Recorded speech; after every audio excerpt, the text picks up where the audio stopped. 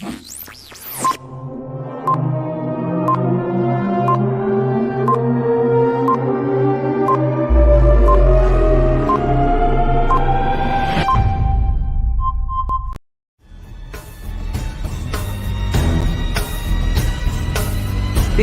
Community Talk.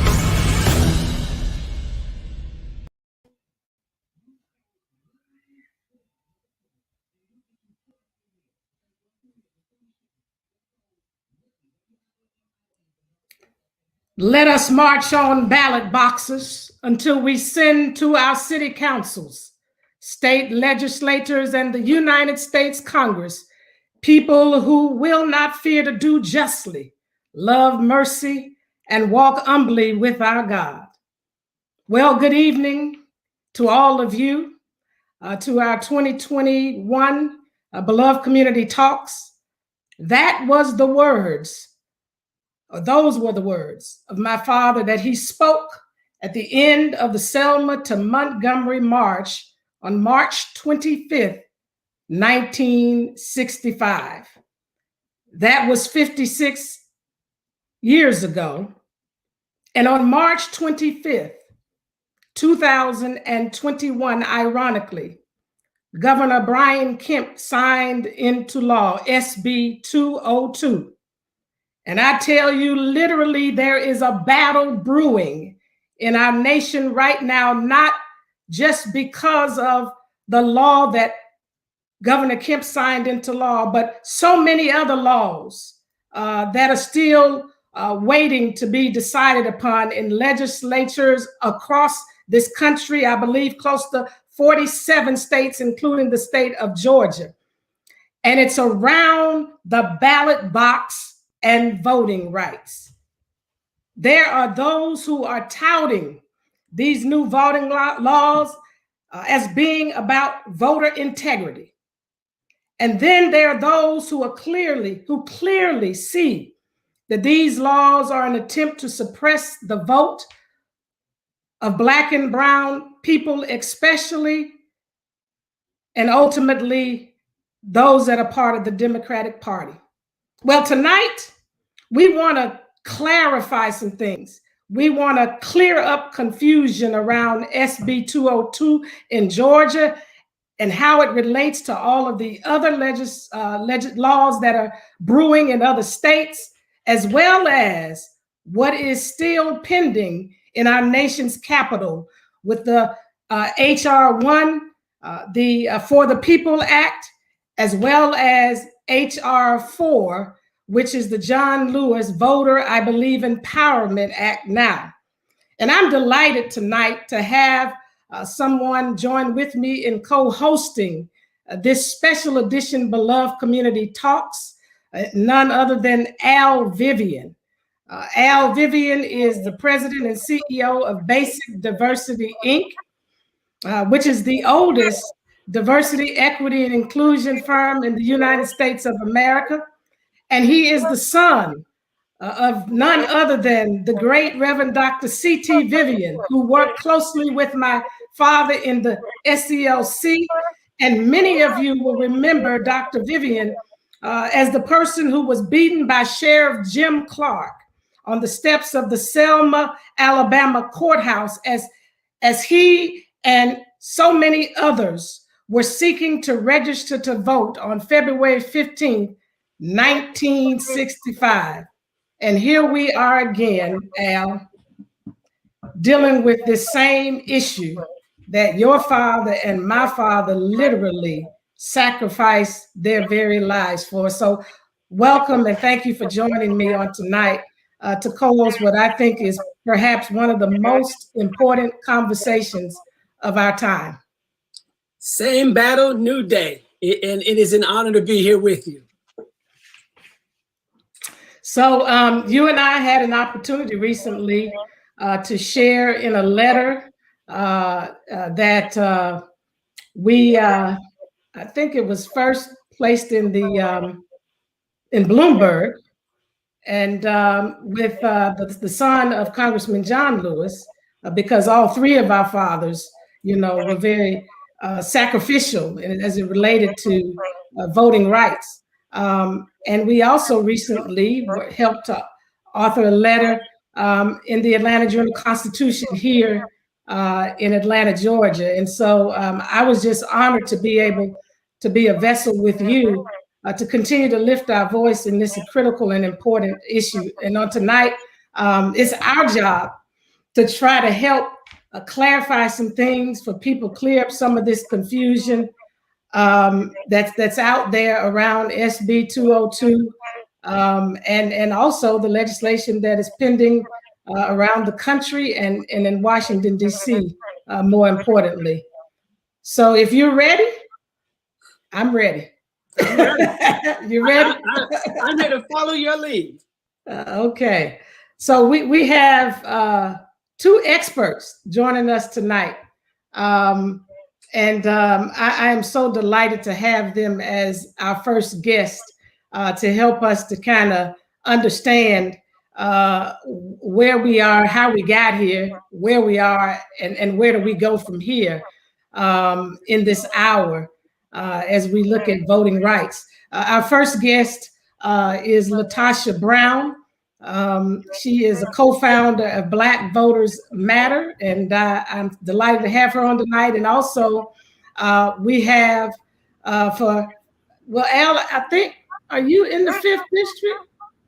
I am. I'm in her district. Oh, so I can, my congresswoman. So I can say our congresswoman. Yes, ma'am. Congresswoman Nakima. Yes, Congresswoman Nakima Williams, who represents the 5th congressional district here in the city of Atlanta, the state of Georgia. She is serving in the seat that Congressman John Lewis served in. And so we want to welcome Congresswoman Nakima Williams. I guess she will be coming on the screen in just a moment, unless we have some technical difficulties. Okay, there you are. Well, welcome, ladies. Welcome, Congresswoman Nakima Williams. To our beloved community talks. Welcome, LaTosha Brown. We're delighted to have you all on tonight. It's a lot that ground we got to cover in the next 30 minutes around SB 202. But before we really dive into SB 202, I'm wondering if either one of you ladies can help us to understand voting rights, specifically now this is dealing with Georgia, voting rights, Georgia, pre-pandemic.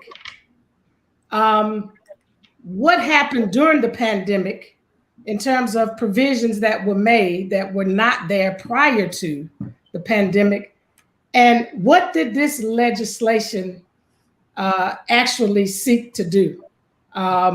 I know it's a lot, but I want people to really understand, because I think there's a lot of confusion in the air, and we want to clear it up on tonight, because people are making all kinds of arguments, and we want people to be well equipped. So I'm not sure which one of you want to kind of set the foundation, because I think it's important for us to understand the origin from which we come to know where we are today, so we know what it is we need to do.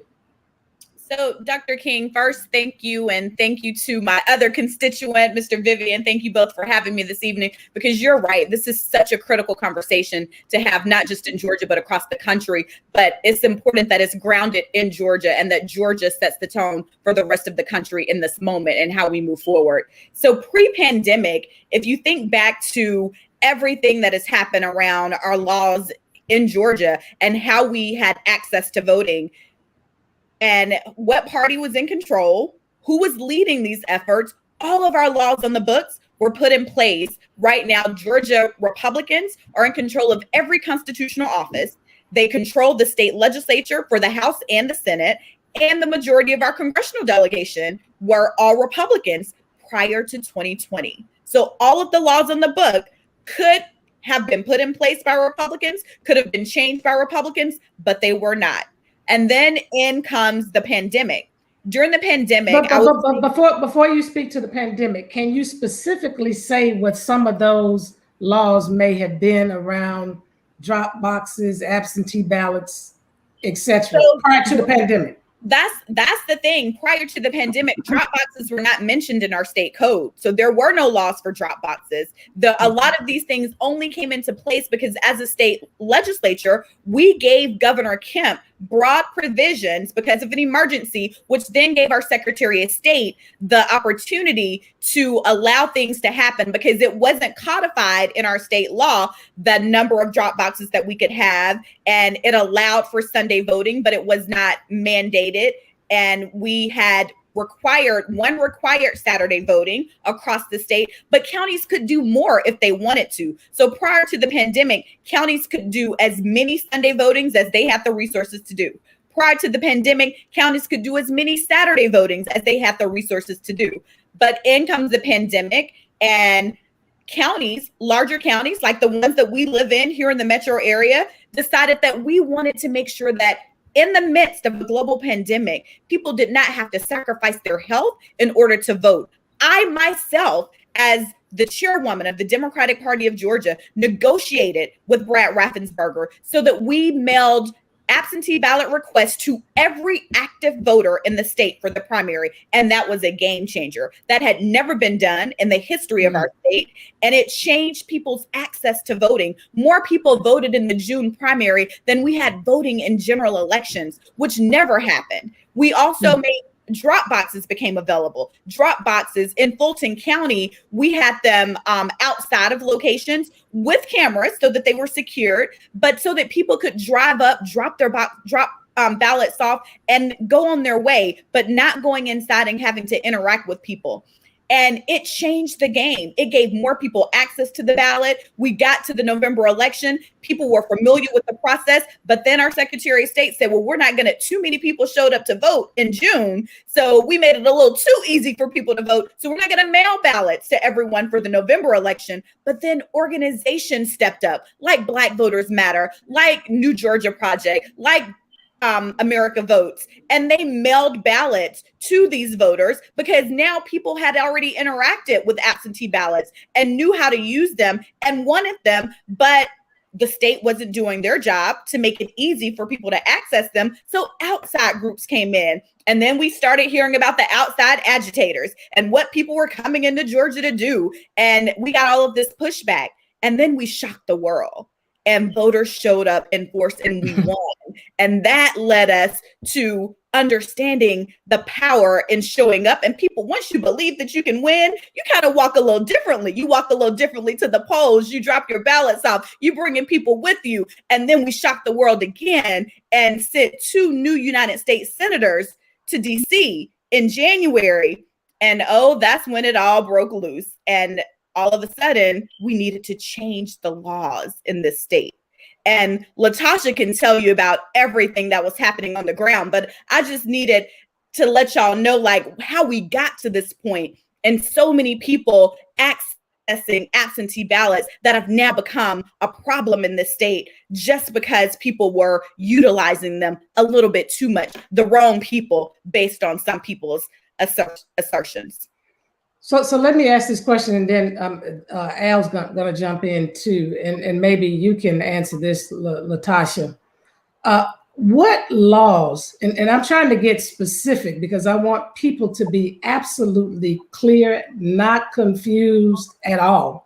What laws were significantly changed, and clarify how these changes create barriers and for what populations? So under SB 202, what was changed? How did those changes create barriers and for what populations? Nikema, I do want, I think that there's a number of things because she was so instrumental in the creation of this on one in terms of at the state legislative level and then also in the congressional level. But I think there are a couple of highlights of pieces that I'll raise in that. When we're looking at this particular law, there's an attack kind of threefold. There's an attack on individual voters. There's an attack on those organizations that actually have been supporting voters. And then I think there's an attack just on literally the integrity of democracy in general, and the Constitution, which says that voters should have free and fair access to the ballot. And so some of those things, I'll just highlight some of those things. one of the changes, that we're hearing a lot about, I'll start with that one, but we're hearing a lot about, around it makes it illegal for organizations, that criminalizes organizations like mine that are giving out water and snacks at the polls. This is the significance around it. In June, I stood in line for 3 hours. We actually supported groups. We sat with voters, Black voters in Union City, Georgia, did not vote. There were the last voter, Nakima and I were both, Congresswoman Nakima and I were both out there to 12:37 a.m. Wednesday morning. That there were voters that literally stayed past midnight to vote.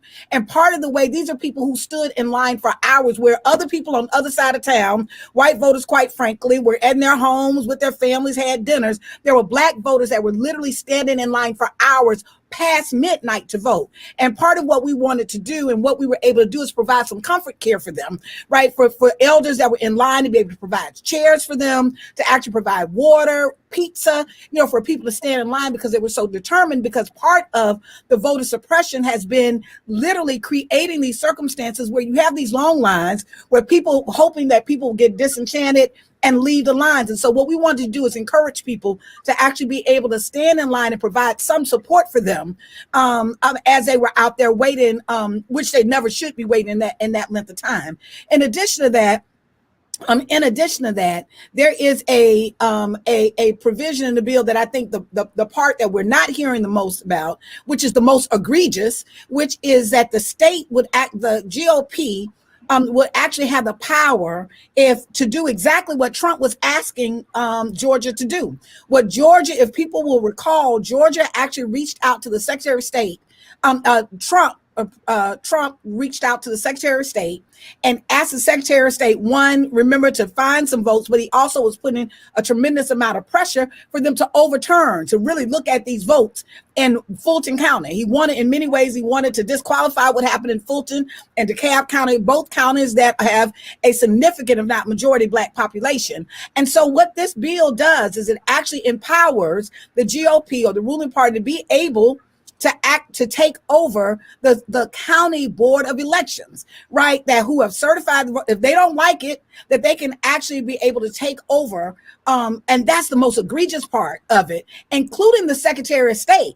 Let's think about it. The Secretary of State is a constitutional office that we vote as a state to put that person to oversee and manage the elections. So now there's another layer in many ways that the GOP has actually put themselves in power, that if they're not, let's say if Raffensperger or another constitutional office, if they're not in that particular position, if they're not satisfied with what the outcome is, they've basically empowered themselves to really be able to take over and manage that process. That's extremely dangerous. That's the most anti-democratic part, and I think the most egregious and the dangerous part of the bill. There are also elements on there where they're saying, well, we are expanding the vote. We're expanding on the weekend. That is not true. Really, in the runoff election, it actually cuts out and cuts down the Sunday voting. It shortens the overall period around voting early. In addition to that, it actually eliminates certain drop boxes.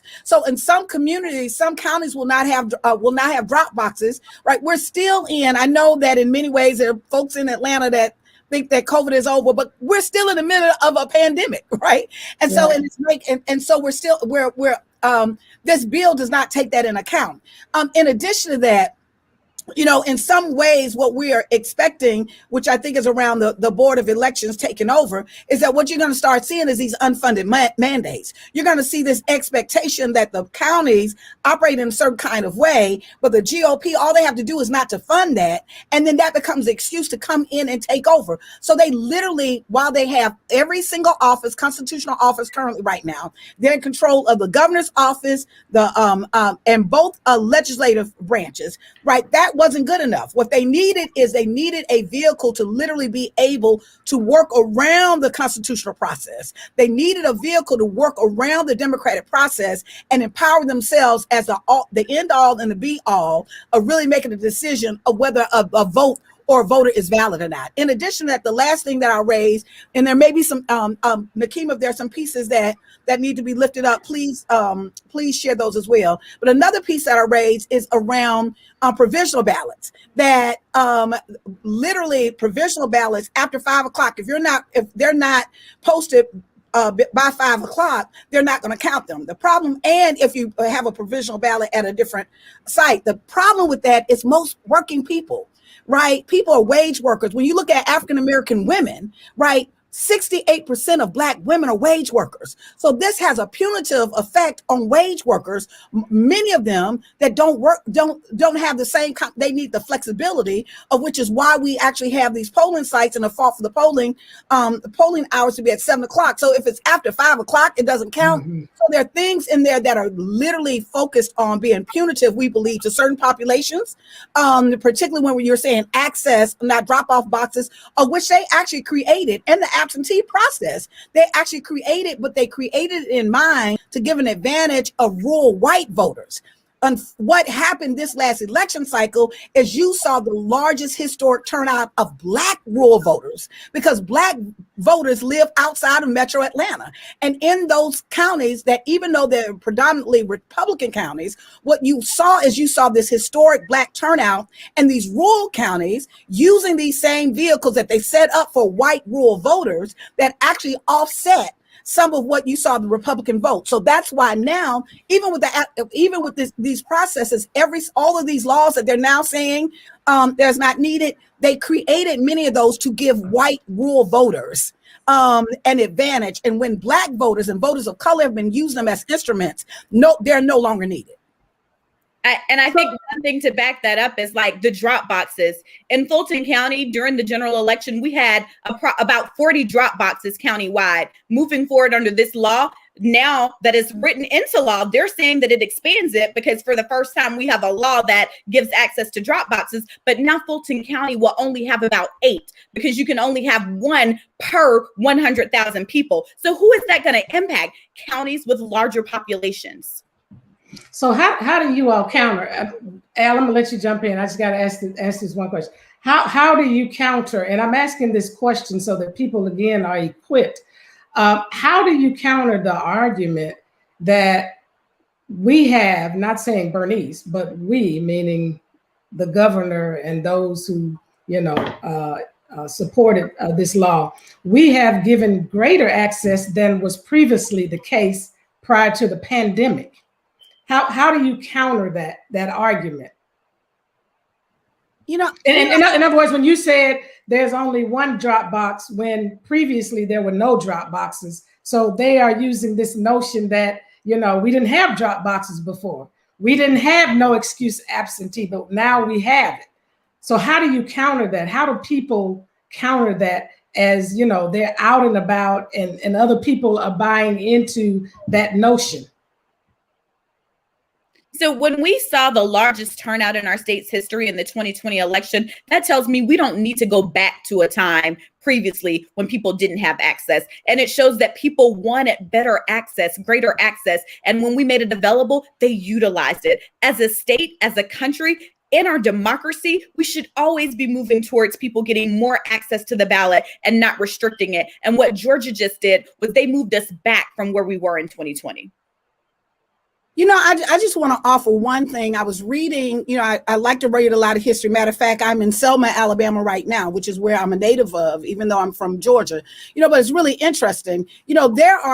There's documented where when they created the poll tax and when they created these tests, that they said that this was a way to expand and give access to Black voters, because prior to that, Black voters were not asked the question whether how many gumballs were in a jar. That fundamentally, by creating this opportunity for them to guess how many gumballs were in a jar, would provide access. By creating this opportunity for them to be asked to recite the Constitution gave access. I think what we have to do is have an honest conversation. If it looks like a duck, quacks like a duck, is a duck. The bottom line is all of the elements, of this bill, that when you're looking at all across this country, that in academia, when you're looking at professors, political scientists, when you're people who are doing voting rights work and study voting rights work, when you're looking at the reports from the Brennan Center, we're all saying there is evidence that there is an impact, a disproportional impact on communities of color.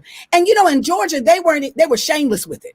In Georgia, they literally initially, the whole premise of this was really based on this big lie that there are concerns, there are challenges with the voting system. Am I one to say that all of the voting issues in the state of Georgia are fixed? Absolutely not. Not when I stand in line for 3.5 hours, not when there are Black folks are standing in line on the average 30 to 45 minutes longer than other folks standing in line. But there's nothing in this bill. There's nothing in this bill that actually address the real issues that provide equal and fair access to the ballot. So I think what we have to do is literally, instead of responding to what we know is what I call is a racist spin, a spin that has always been a punitive spin around when people participate, that we're going to operate in a punitive way and literally exploit that to say that, oh, we're doing you a favor. All you got to do is count how many gumballs are in the jar. It is a liken to that. That is what we're experiencing right now when you're literally targeting, if you literally do you do the accumulation of what we're looking at, shorter periods to be able to vote. It's simple. There are 4 pieces. One, it makes a shorter period to be able to vote. Secondly, it literally restrains, how people can vote, how easily people can vote. 3, it prevents access. It actually literally shortens and makes it harder to really be able to access the vote. And 4th, it empowers them. The most important piece is that it empowers them to really be able to even nullify or to overturn the results of the voting population. So I see that clearly the same way you do. The challenge is there's so many people out there who don't understand that. And if you say it in that way, for some people, it still might go over their heads. So I'm always looking for the simplest, easiest way to say things that people will get it and it sticks to them. So the whole piece of the definition of voter suppression. So how would you define voter suppression, and how would you say that it can be said in a way that a 3rd grader would understand that's exactly what this is? You just said it, but how would you say it in a ultra quick that Sam Sausagehead could understand?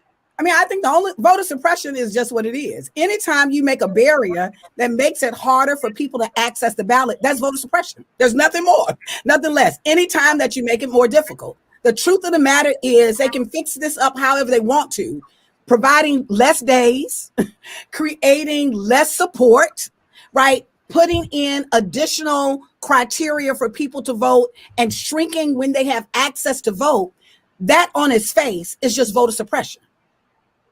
Right. And it also has to be relative to the times, because arguably people, as I said earlier, could say, well, previously this was not the case, but the times have changed. And so the standard for looking at access has to change. For instance, we have access to internet. For instance, the population has increased. People are separated more broadly now. So, the need to have these drop jobs, the fact that people have to work 2 and 3 jobs. So back in the day, it might have been simple to close the polls at 5 o'clock. It was a different world. But access now means we got to take into consideration all these new changes. And that's essentially what you're saying. If we don't consider what's happening in our current climate and we put barriers in place in that current climate, that amounts to some of the suppression. And Dr. King, I've been pushing my colleagues in DC to understand that we should be moving towards a process where voting is standardized across the country. It shouldn't matter your zip code, what state you live in, what your access to the ballot is. And so that's why in Congress, I have not given up on HR 1, and all of these corporations that have finally found their voice and are willing to step out and stand in the forefront, help us get HR 1 passed so that all of the suppression tactics, if they don't want to be called voter suppressionists or whatever they're called in the states, then I got a solution for them. We have HR 1 that is moving through Congress, and the Voter Empowerment Act that I just introduced on Monday with Congressman Jim Clyburn, that we're able to move forward and make sure that everybody has access regardless of where they live. So that leads to my question, my next question, and that is, does HR 1 actually destroy all of the things that are in all of these various bills that are going through the legislatures throughout the nation? Or there's still some things that HR 1 does not cover? And to add to what he's saying, the provision that I think is the most egregious that you mentioned, Latasha, around them basically putting themselves in charge and taking power and control from the local officials and even our elected Secretary of State, and can overturn elections. Will HR 1 or 4 address that? Will it counteract that? So HR 4, because it deals with the punitive damages that have already been caused, and allows you to bring lawsuits to get relief if you have been denied access, it could absolutely address that. In HR 1, we're looking at things like making sure that everyone has automatic voter registration, same day voter registration. So a lot of the barriers that are put in place, if I show up to vote on the day of the election and I'm here to vote and I'm not registered, I can register on the spot. I was talking to my husband and it blew my mind. He grew up in North Carolina and he was like, when I was at UNC, I was still registered to vote in Raleigh, but I wanted to vote in the 2004 presidential election. And I went and changed my registration that same day and was allowed to vote. And so I've been so conditioned to think that there have to be these 30-day cutoffs around voter registration. I was like, wow, well, why doesn't everybody have this? And so those are some of the things that we're looking at around HR 1. And then administrative processes, we can absolutely address those because it gives a broader oversight when we're looking at the ability. So the ability to sue and voter intimidation and how we move forward with democracy restoration. But HR 1, again, would apply to federal elections. And so we still have to address the legal process for state elections. So you said HR 1 addresses federal elections, not necessarily state. Well, what about HR 4 again?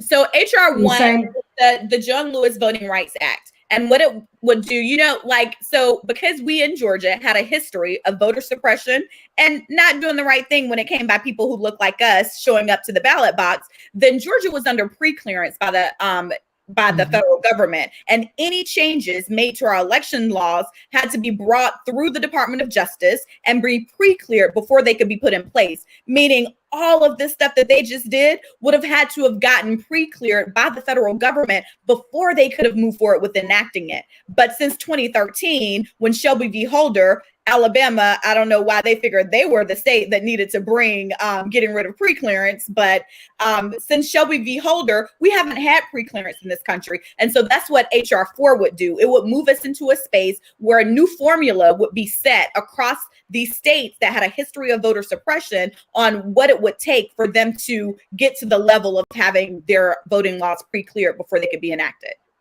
So procedurally, tell me what happens under this law now, SB 202.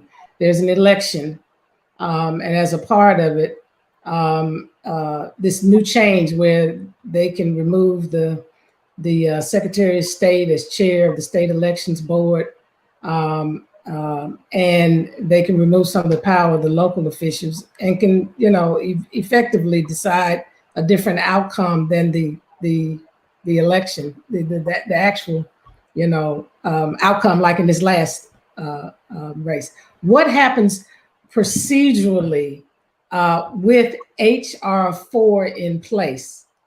Lawsuits? Is that what you're saying? So lawsuits are possible, and I think Latasha can speak to that because Black Voters Matter is at the forefront and is already leading the charge so that this law is enjoined and never actually goes into effect. So Latasha, I don't know if you want to speak more to that piece. Okay. So before you do that, so isn't that the case now though? It is, but before HR 4, I'm trying to get people to understand why HR 1 and 4 are so critical. So part of, I'll just say that restoring the John Lewis Voting Advancement Act, the bottom line is it restores back the teeth that took it out. It basically reinstates Section 5 in many ways. It gives a new formula, but it actually expands it. To the indigenous communities. So if all of these voting plans that are in place, there would have to be either the DOJ could actually come up against that, or literally a federal judges, that before these plans were enacted, they would have to go through this process. And so what it does is it essentially gives more standing, that when you're talking about, yes, there are lawsuits now, but part of the uphill battle we've had in lawsuits, and we've lost lawsuits in the last few years, not because there wasn't discrimination, but we didn't have the teeth. We didn't have it in the act or in the law that really would say that this is, or even have a pre-clearance, have something that on the front end would actually help provide some oversight for this. So it gives more teeth for us to really be able to fight these particular kind of bills. So what if HR 4 is delayed and all these bills pass, signed into law through all of the 40 however many states, or the majority of them? What does that mean in terms of HR 4 if it passes later?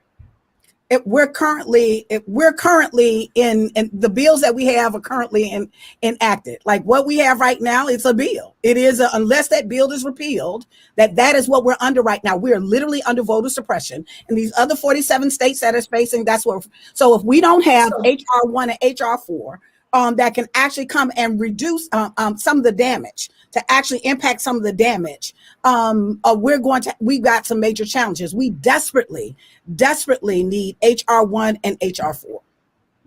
And the timing is critical.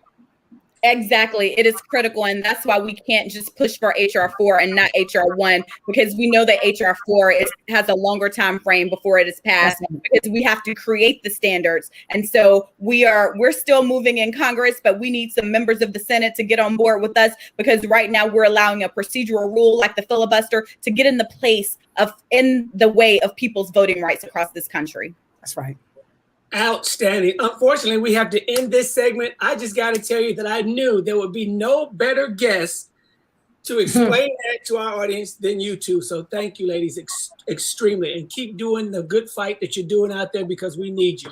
Because this is an attempt at the end of real democracy. So thank you for what you're doing. And thank you for sharing all of that data, all of that knowledge with our audience. God bless you. Thank you so much. Yes. Wow. That was good. It was very good. And it's so much for people to know and understand. And the emergency with HR 1 and HR 4 in light of what has happened in Georgia and potentially across the nation. I mean, yeah. And I'm so glad they stressed both of those, 1 and 4. Because I hate we didn't get to ask them, what can people do? Yeah, that's a question that we need to answer. What can people do to really help with HR 1 and 4? I mean, we know our congressperson in our district supports it. So how do we help influence the other members of Congress that are not our congressperson, and all of our senators? Yeah. So in other words, what do people do who already have their representatives behind the bill, the HR 1 and the HR 4? Yeah, that's what I was kind of looking at, that one quick short statement that anybody could say that everybody would remember like that, so that it becomes the meme. It becomes the thing everybody says throughout the nation, and they call their congresspeople, et cetera, and get them to say it, because that, when it sticks, when it has legs, that's when it travels, and that would be good. So I'm just excited about the data that they provided, and glad that that you asked all the good questions. And I just want to say thank God for chat, because Latasha said, if your congressperson or your senator already supports the bill, HR 1 and HR 4, then support the organizations that are on the front line, and ask those corporations to stand with us. Join the challenge of our corporations to really get involved and use their leverage and influence. So wow, we got some more guests to come. We do. So next up we have Leo Smith. So we're going to be joined by Leo Smith, who is a Republican Public and Government Affairs Specialist who works in conflict mediation and voter engagement. So Leo, thank you. Good to have you here. It's my pleasure to be here, as always, in support of the King Center and civic engagement. Outstanding. So I got a couple questions. So I would say, so for me, what do you think is the impetus behind all of these new voter laws going into place in 40 plus states throughout the country? What do you think is driving this? What's leading all of this? What are your thoughts? Well, you know, these are shifts that happen over the epoch of time in America. I mean, America is still somewhat of a new country. We know in the mid 1800s, the late 1800s, there was a shift as the citizens that were there started to make claims for the rights that were promised in the Constitution. And then we know that the political party could not handle those shifts. That were the Whigs. And the Whigs had to deal with this issue of enslaved people and abolition, having the right to go and say, I am a man, I am a woman. And so then, therefore, we saw these kinds of things happen. Then after Reconstruction, we saw it happen again, because once again, we were in a battle. So here now, we're in like a third Reconstruction period where a massive demographic shift has preceded all this. We've been talking about states flipping and turning blue, the Hudson Institute and Workforce 2000, and how, you know, minorities would be the majority. This has created panic in people who are culturally holding on to identity, and panic into people who are politically holding on to resources. And that's why we're here today with what we're fighting against. So I think that's my next question. So I see that the exact same way you see that. So this bill is said to be there to create integrity. So my question is, Republicans say it's all about ensuring voter integrity. Democrats say it's all about voter suppression. What say you? If you smack me before I kick you, then I'm going to wonder why you smacked me. And so it's almost sort of like the Republicans were. And let me just say this as a Republican strategist, as somebody who's worked with the party, worked with Brad Robinson, Republicans did indeed have concerns about the administration of elections. There has been political action happening by independent groups on this issue, groups like ALEC, groups like Heritage Foundation. They have been chiming in and making comments. Now, they weren't screaming as large as they were when Trump came in and started saying this fake fraud stuff, this fake election, he lost because of fake fraud, all that stuff, which we know as a fact that there was no significant fraud that would have reversed the election. But so what happened is Trump took over the patient negotiation and discourse about how to improve elections. He took it over in a very selfish way, threw gasoline on it, and set the country on fire. Wow. Ooh, and we are on fire. I mean, this issue, in my personal opinion, is really extremely polarizing us as a nation. I've never seen anything like it. We've had a lot of polarization, but this is causing some severe coming apart in this nation. I don't know where we're going to land. But I want to ask you is, what do you feel is the solution to overcome this propagandized notion that the election, was stolen, and that many people believe was the impetus for all of this, even though you stated what you stated otherwise? Yeah. How do we overcome this moment? Because, there is real concern about voter suppression that cannot be ignored and dismissed. And so I guess my real question to you, in light of that, the solution, how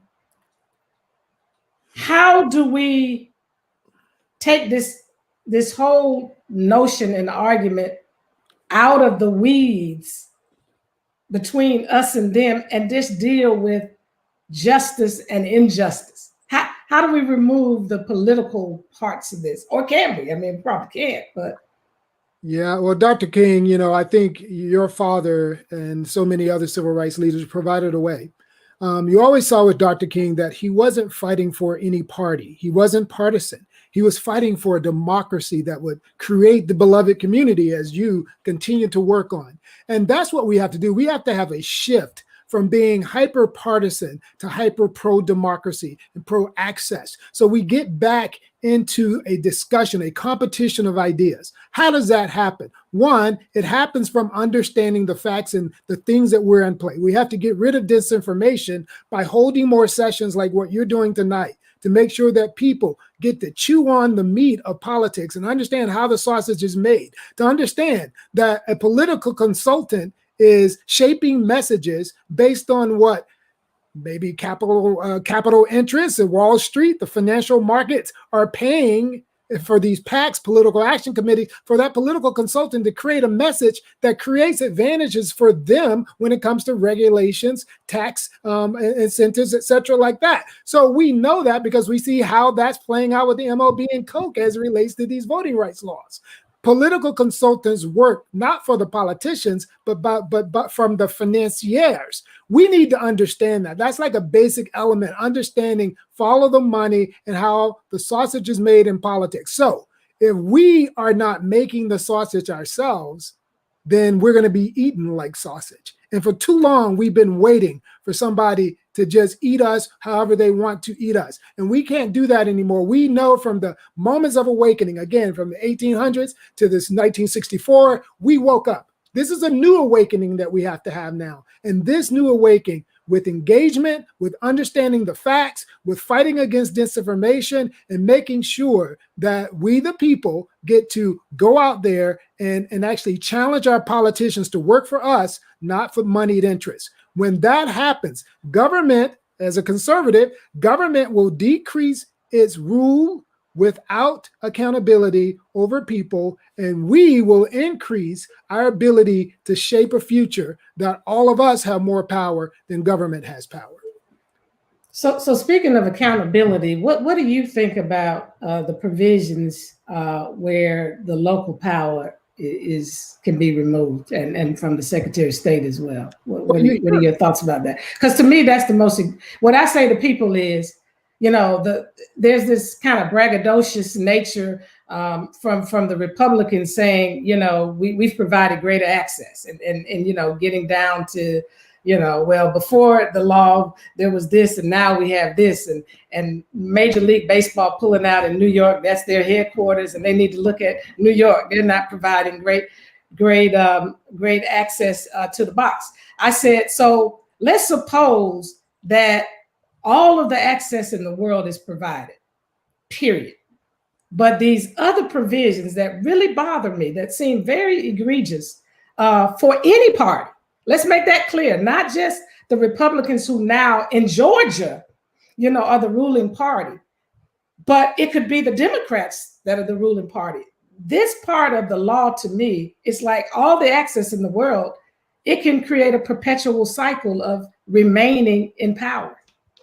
There are a couple of access laws. I mean, one where we are trying to decrease the constitutional officer, in the case here in Georgia, Brad Raffensperger, but in Arizona, we're seeing proposals like this as well. We're seeing proposals like this in Michigan, where, again, this is a punitive post-Trumpian kind of action that these folks are still taking, fellow Republicans. Instead of a competition of conservative... Wait a minute. Can you say that again? We need to hear you say that. As a Republican, I am interested in having my ideas tested by other ideas. Iron sharpens iron, as we say, as folks in the Christian ethos, so we know that. But what we're doing here is we're responding because a former president wants to punish secretaries of states in swing states. So he then therefore wants to remove them post his presidency and hurt Brad Raffensperger, hurt the Secretary of State of Michigan, hurt folks in other states that did not agree that he had won the election. That's what this is about, because Republicans, true Republicans, believe in local control. They don't believe in going in and taking over from the citizens. That's growing government reach. Republicans are supposed to believe in limited government reach. So true Republicans versus Trumplicans, not the same thing. True Republicans do not want to see the legislature be able to go in and interfere with an election. We want the people to manage their election. We the people, not we the government. So how do you get the mass public to agree that that's the case, that it's Trump trying to punish other people now because of what was done before, when we see practically every Republican senator going along with that? brother, it's going to take some courageous leadership. It's going to take people who are willing to not be popular from an electoral point of view, but right. You know, my mama used to say, you know, you might be right, but you're dead right. Well, in this case, you might have to be dead right, meaning you might have to lose an election by saying, I'm going to stand up against this nonsense in favor of democracy. I'm going to stand up against this nonsense in favor of what is right. I'm going to stand up against it in favor of giving people truth. Okay. And that's what it's going to take. Lieutenant Duncan, Governor Duncan, Jeff Duncan, he went on a couple morning shows a couple weeks ago, a couple Sundays. He tested it. He said, we need a GOP 2.0. He said, I did not go and stand with fellow Republicans as these bills were being discussed, 531 and Senate Bill 202. He said, I'm not even going to go there. He was testing. Now, what happens is, so he was testing, can I stand up as a better angel Republican is what he was testing and still get elected. Then they went and did polling. And they saw that the base of the Republicans had been fed so much nonsense that their minds had gone crazy. And the base is so frenzied that the polling said, if you continue that, if you continue to try and find Republicans who will stand on the truth, none of those Republicans are going to win. And so now men and women are throwing their finger in the air and seeing which ways the wind's blowing as to whether or not they will win. They're not judging things on the basis of their heart, their mind, and their soul. And that's why we've got to renew the American mind when it comes to politics. We got to connect it to the soul of America. And that's always been the existential question. What is the soul? Are we willing to lose our soul for power? Mm. Yeah, that's so true. And that's the question of the hour in every area, not just voting rights, just the whole issue of equity overall and justice overall. But I want to ask you this question. What do you think people should be doing now in light of our legislation here in Georgia, because you're a fellow Georgian as well, and what's happening throughout the country, and with the federal legislation that's pending that could potentially offset this?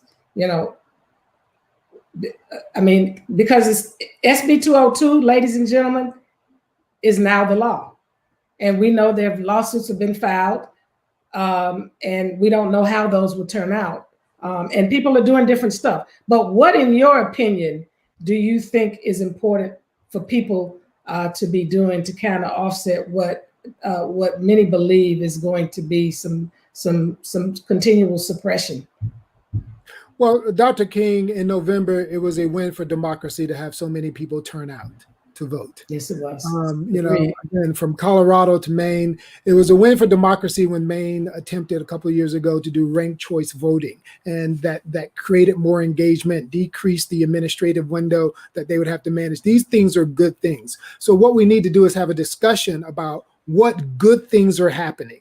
What are some of the good laws? Because it wasn't just Republican laws that were put out in this last session in Georgia. There were also a few laws for voting put out by Democrats. There were good laws. And so we need to talk about that from a non-emotional point of view. What creates access with security? How do we do that? We do that by bringing experts in and having them host conversations like this. Do that as often as possible. You were so generous with your facilities to allow Secure the Vote to do voter education on how to use a machine. But most people don't understand this 98-page bill that was rapidly pushed through during a pandemic when we were otherwise occupied. And there was not much public discourse about this bill so that we would understand it. So now we're chopping it up. Too late, but not too late, because now we can chop it up, understand what's good, what's bad, and then we can also now add our voices to those calls to our Congress people as it relates to HR 1 and 4, what we want in that, what we don't want in that. Let's have the right discussions about those things that are happening federally so we understand that in the proper way, so we will put our voices in. So I own it on myself and organizations that I'm involved with, like yours and others, that I will make myself, and I challenge all civil rights leaders, all election law experts, to host as many public dialogues and beloved community talks about voting as you can, so that people can have as much access to information as possible. We have to counter the noise. And Republican leadership failed on the signal to noise ratio. They sat back waiting to see what signal does Trump want us to send. You know, and if you don't tell your own story, you've heard this, somebody else is going to create the story for you. So for us now, we have to tell that story strongly. What kind of democracy do we want? That has to be a very strong signal, and we have to engage experts because election law is really complicated. So go to organizations like Democracy Now!, like the League of Women Voters, you know, these nonpartisan organizations. I've stood up an organization on Clubhouse. You know, you've heard me talk about it called After We Vote, making democracy better after we vote, in between elections. Republicans, Democrats coming together just to work on activations, cross-fertilization, on the things we can agree to, that all people should vote. You know, who are citizens. We can agree to that. How do we do it? So we need to hold those conversations. Afterwevote.com is that website, easy. And all the congressional phone numbers are on that website so that you can go there and easily get involved with other people calling your elected officials. Use social media. Create that meme, you know, fair voting access, whatever it might be. Democracy Now!, everybody votes, everyone counts. You know, that we have to use social media because that's the way it's working. Then there's one really important thing that I really, really want to get over. We've got a gerrymandering session coming up, Dr. King, my brother Vivian, and we don't really understand how redistricting works. We've gone through a session now where the census, which determines how the boundaries, the lines get redrawn. Okay, I don't want that process to be political. I want that process to be based on what's best for Georgians, or in other states, what's best for those people. Not to draw the lines based on how do Republicans keep power or Democrats keep power. So we're going to be looking at Congressional District 6, Congressional District 7. Folks, write those down and start looking at that and tell your Congress people that you want a purview over Congressional District 6, Congressional District 7, and then Congressional District number 2 down there in middle Georgia. Because what happens is the census data was incomplete. The pandemic created a problem. So we're going to see some spots where we don't have the proper numbers and we're going to have to redraw lines. Republicans fought real hard because elections have consequences, as you heard a few people say. Then both Republicans. So Republicans fought hard to have control of the redistricting process. Democrats went out saying, oh, we're blue, we're blue, we're blue. Republicans said, you keep screaming, but we'll keep writing laws. See, we can't let our rhetoric get in the way of the work we need to do. So we now need to be vigilant, make sure that these aren't partisan drawn lines, that these lines are based on real data representing real Georgians. Because otherwise, we're going to end up with some super, super blue small districts and urban pockets. And then the money districts are going to be Republican if we're not very careful. You're talking strategy. So thank you so much. That's your gift. Thank you, ma'am. You're strategist. So thank you so much for sharing with us today, Leo. We appreciate it. And we will be having more conversations. It can't end today because there's so much more we have to dig into. So thank you for your insight. And we're going to move to our next session of tonight's talk. Al, there was one thing I wanted to say when I was listening to that conversation. I thought about the Be Love campaign that we're having right now as a part of the King Center, which has been inspired by words of my father. He said, true power, power at its best, is love implementing the demands of justice. But as everybody was talking, and what I hear is, this is one place where we can plug in and follow what my father was saying about justice at its best, is love correcting everything that stands against love. What is happening across this nation with all 47, potentially all 47 states? I don't think it's going to happen everywhere. The actions that people are encouraging with HR 1 and HR 4 are efforts at love to correct what's standing against love. It's standing against our democracy, our right to have a voice in this democracy and to be respected and to be valued as a citizen of these United States. And so I just gonna put a plug here for people to go to our website, join our Be Love campaign, and take the pledge and take our trainings because we have got to correct a lot of legislative things in this country, and we got to do it in love and strength and power. But we have an opportunity now to do that. But I'm delighted, Al, to have this next conversation, because there's been a lot of noise around corporate responsibility as it relates to voting rights. And we thank, our brothers and sisters at the grassroots level who called upon early on, before we got to this place, the after fact, of saying, hey, corporate America, we need your voice, we need your influence. In fact, I've done conversations over the last year, and one of the questions that comes to me over and over again is what can corporate America do? And I've said in every conversation since last June that corporate America can use their influence, they can use their leverage and power on Capitol Hill, they can use it in our state legislators, because they have a lot of influence and power in all of those places. And we need them to come up with a social justice agenda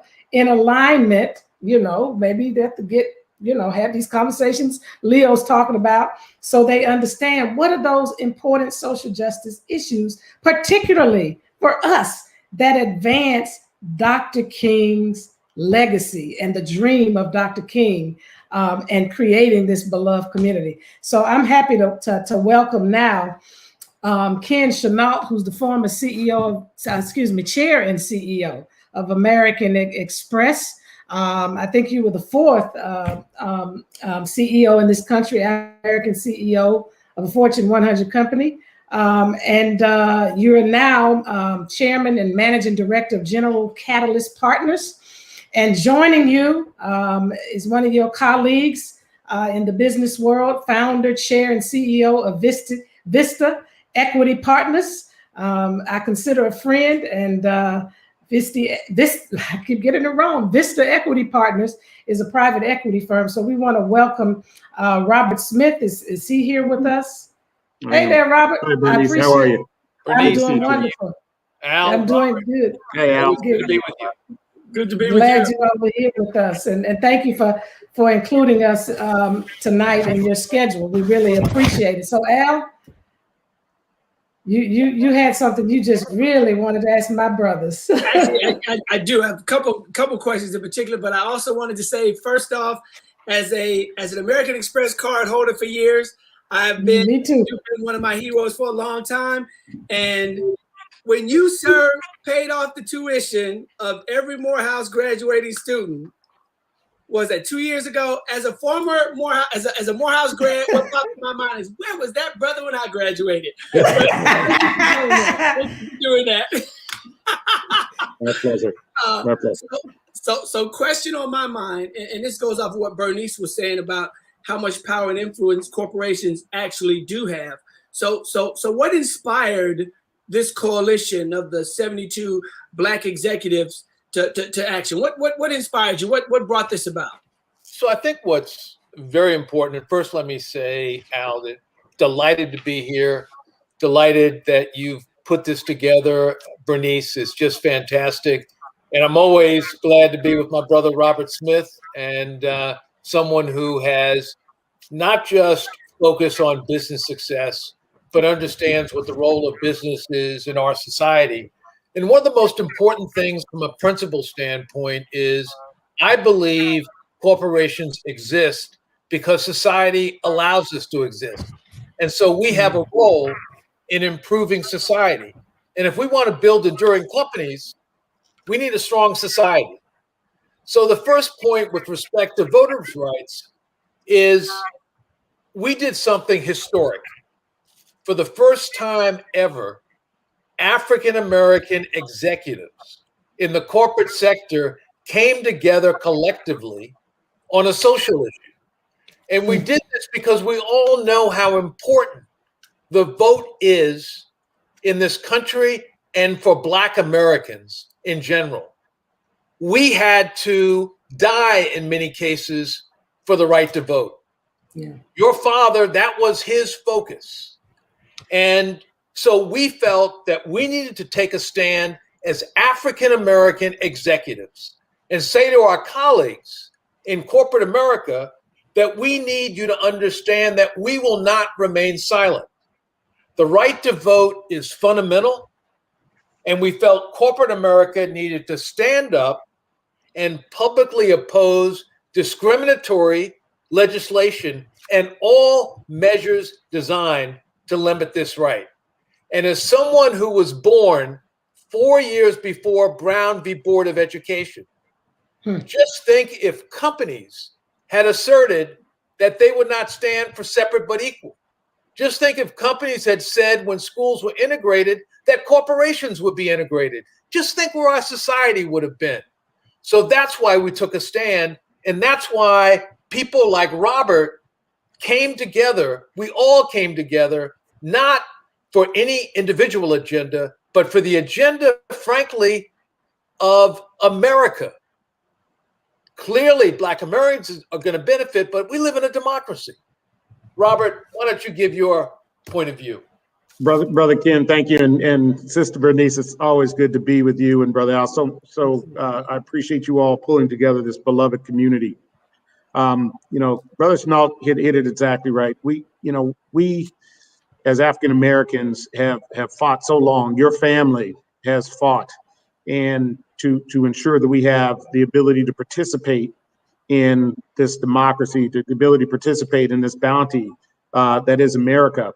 And corporate America, to Ken's point, exists because we allow it to exist.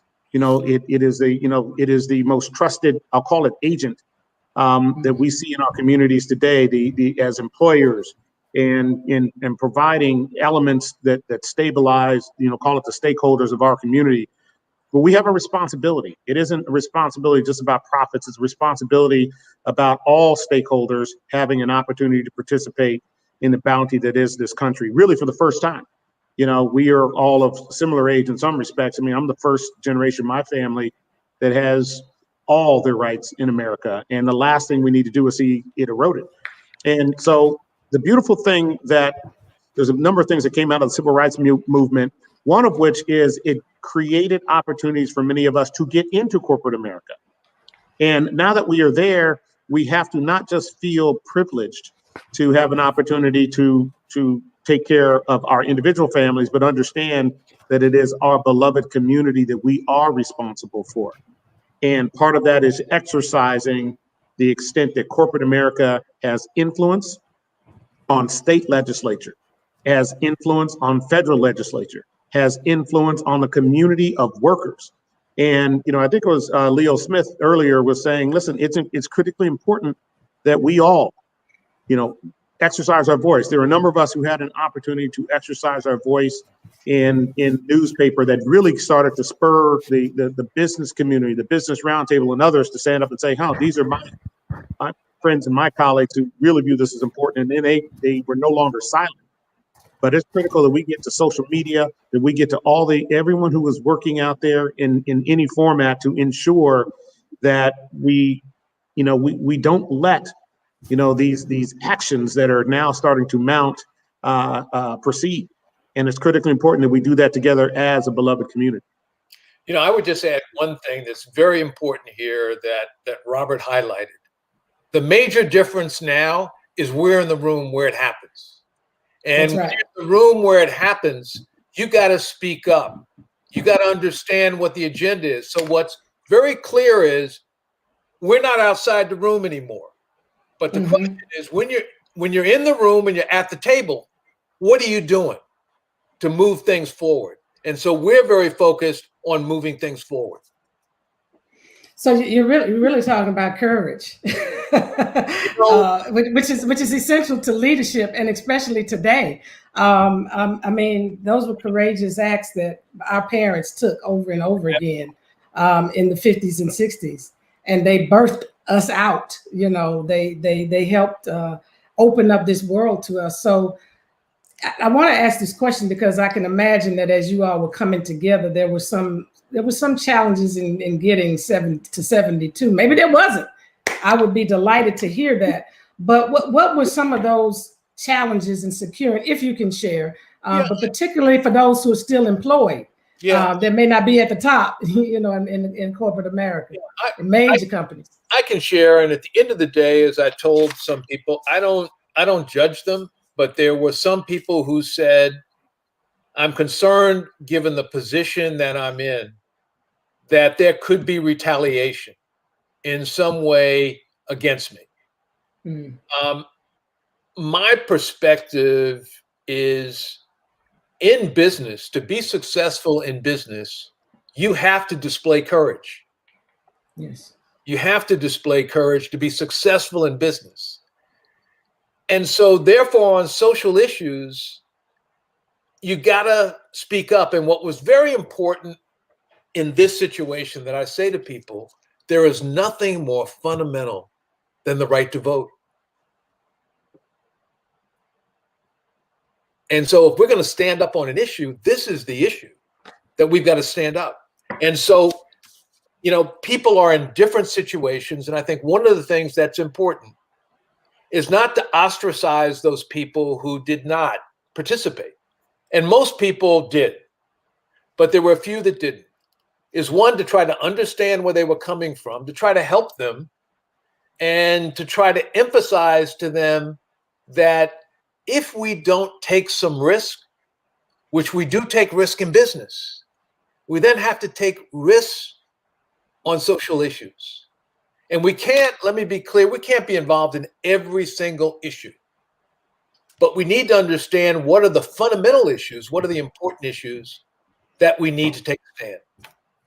Robert, I'm sure you have a perspective. I'm into that, and Ken is right.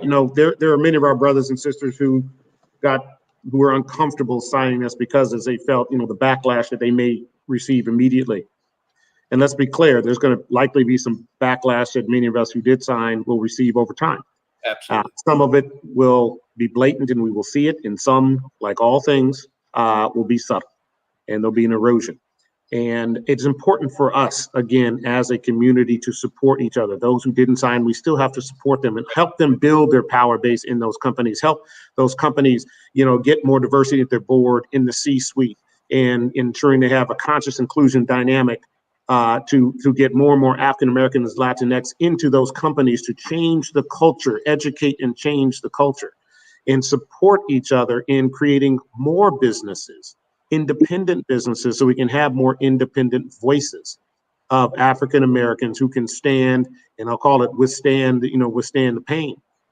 Because listen, as painful as it is today, it is nowhere near as painful as our prior generation went through.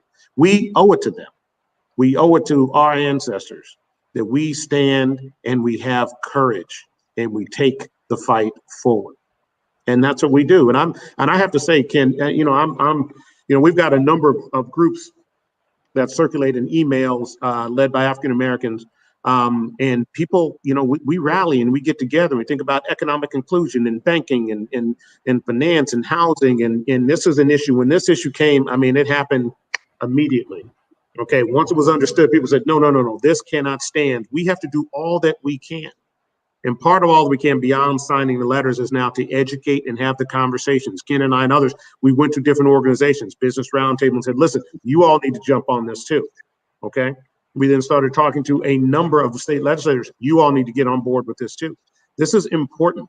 If we're employing people in your state, you need to understand how we feel as corporate leaders about these sort of activities. Now, I'm not saying, we should boycott today, tomorrow. I think it's critically important that we make those voices heard, we make them strong, and we have to draw a line that said, this will not stand. We cannot have a country where we make it harder for people to vote, especially with the advent of technology. This should be the easiest country in the world to vote. The easiest country in the world. And, and you all know this, African Americans, we stand in line on average 10 times longer than white Americans. You can talk about the number of the polls, the access, all those sort of things. And you can just see all this at the edges is just built to pick it off at the edges. And every single election that we cared about in this last cycle was one at the edges, all at the margins. So it's critically important that we not only understand and recognize where we are today, but where we're going tomorrow, which is we should be using and utilizing technology more efficiently so every American has a chance to vote. in a fashion that has the least amount of friction. Those are the problems that we should be focusing on for the future. And I don't want to put y'all on the spot here, but I want to mention something that I think is important, because part of my father's overall strategy involved involved information gathering, education, personal commitment. These are some of the steps of nonviolence, and then negotiation, and followed by direct action, which boycotts are a part of. And so he felt that boycotts were important when people are not listening, that the negotiation was happening in the room that we're in now. There's a breakdown. So how do you all reconcile boycotting with the negotiation in the room? Because sometimes I think the two do have to work in tandem. Sometimes they're individually working, like sometimes we're negotiating.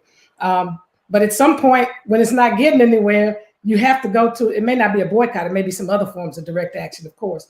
But I just want to know how you all see that, because as you said, you are in the room, and that is a major factor that people need to hear, that's different than in my father's day. They had to do direct action a lot back then because there were no people in the room. And I think so often we rush quickly to direct action in today's society without realizing we have greater access in the room than we've ever had. And we're not leveraging it in many cases, and we're bypassing it and going directly to the direct action. But there is a role for direct action. So how do you all reconcile that? So here's what's, I think, very important, Bernice. Robert made this point that our initiative came together very quickly. So if you think about last week, Sunday afternoon was the first time we said we need to do something. By the end of day Monday, we had 72 signatories. And the only thing that held us up a day was we said we'll do a print ad, but then also go on social media.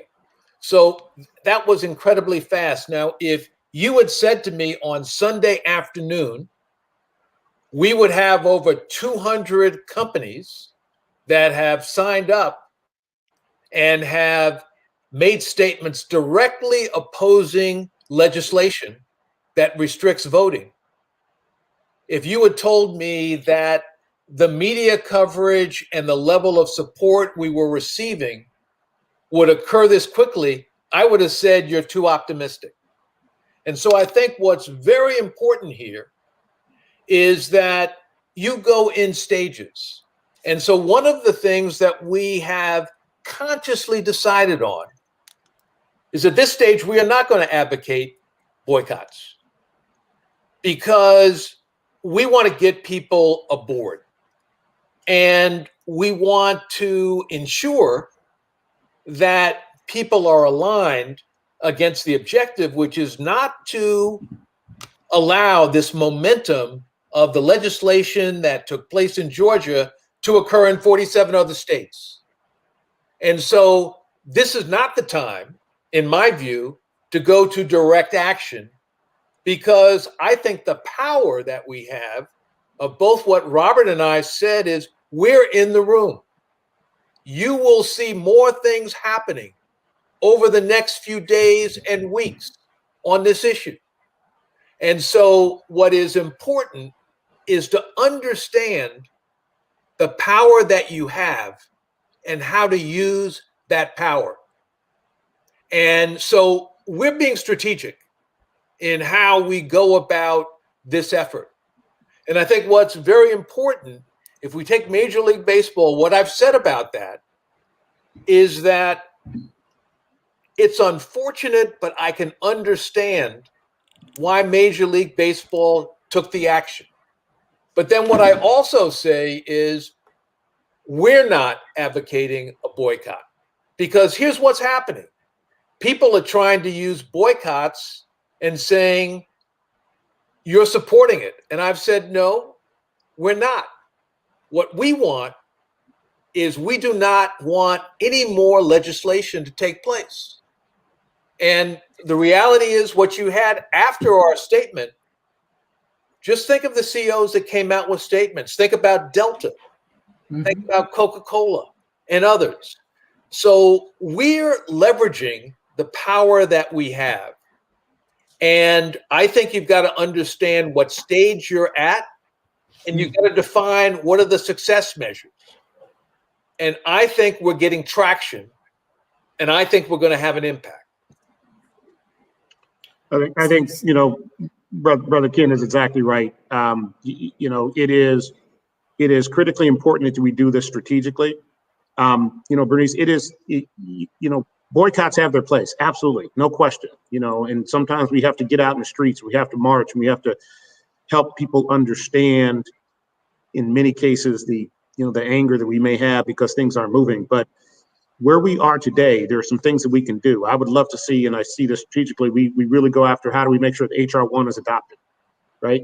I mean, that's one of the most important things that we can do today. We talk about HR 4 as well.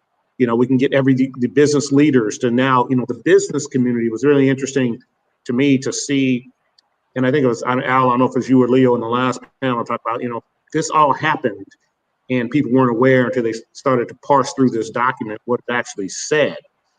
And the business community, it takes a while to respond, but I see it responding, and they're responding on the right side of, you know, justice, on the right side of history here. And so let's let these business community people push their voices and their efforts through their channels and through their influence of their employees and through their customers and through their supply chains.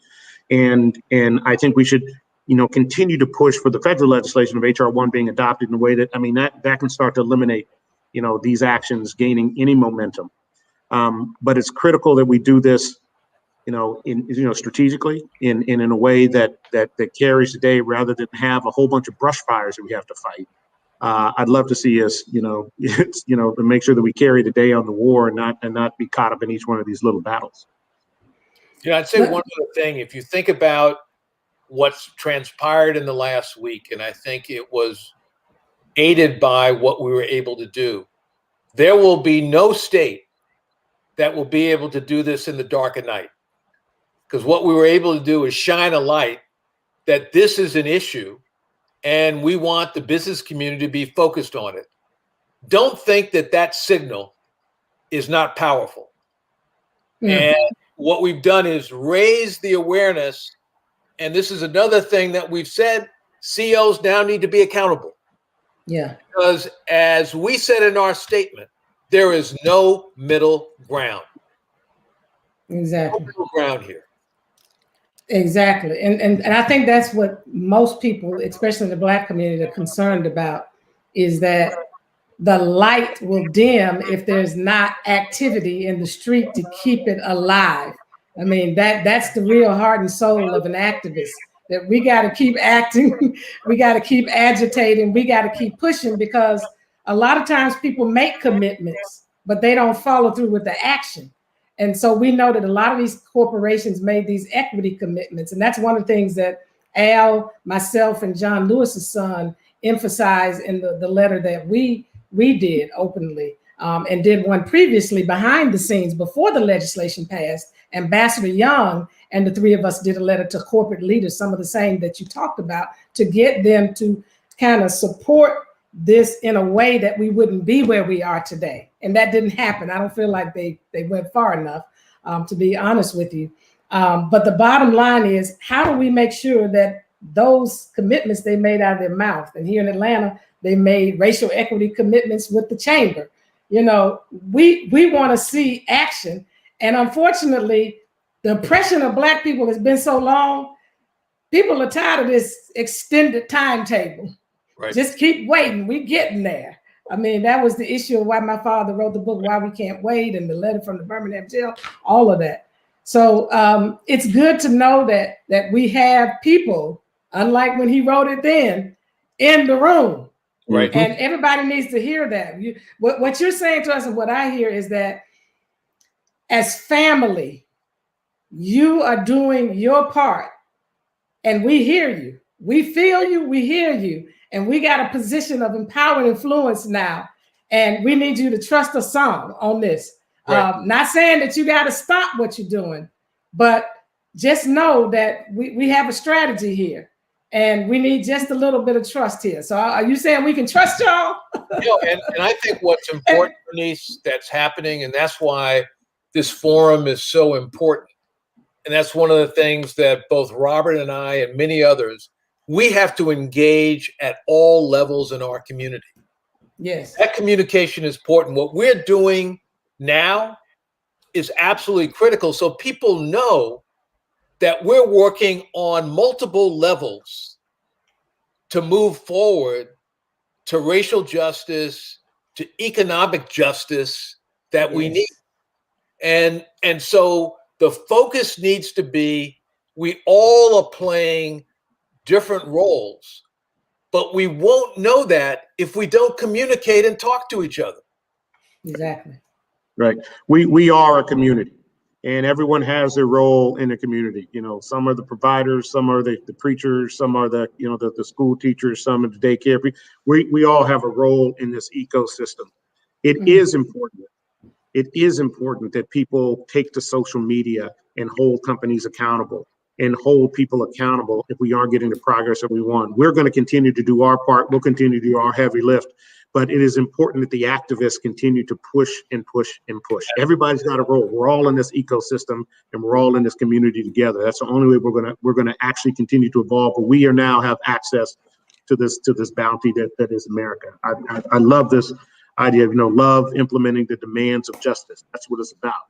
That's what it's about. We need to make sure we love ourselves and love our community and demand justice for our people. Well, I tell you, I thank you all for doing that. Your voices have elevated this tremendously.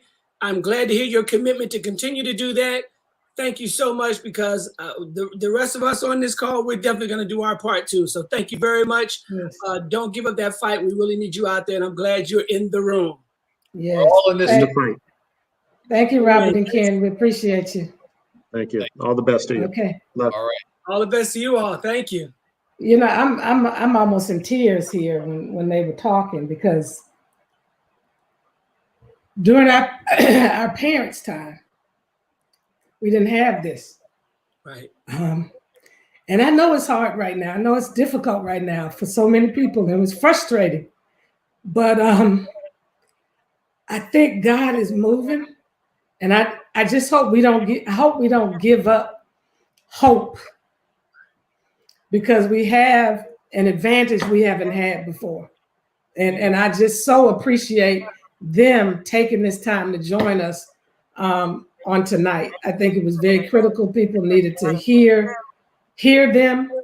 And as they said, we're in this ecosystem together. And this is an ecosystem that's multicultural, you know, that is for democracy and fairness and equity and justice. So I just had to say that, because I just started tearing up. Yeah, I love that. I love that. So we're now about to bring on our last guest, and that is Governor Ralph Northam. So we're now being joined by him, the governor of the Commonwealth of Virginia. So I want you to think about that. So one, he just passed the new Voting Rights Act in their state. So they weren't waiting on the feds. They said, we're going to go and get some stuff done.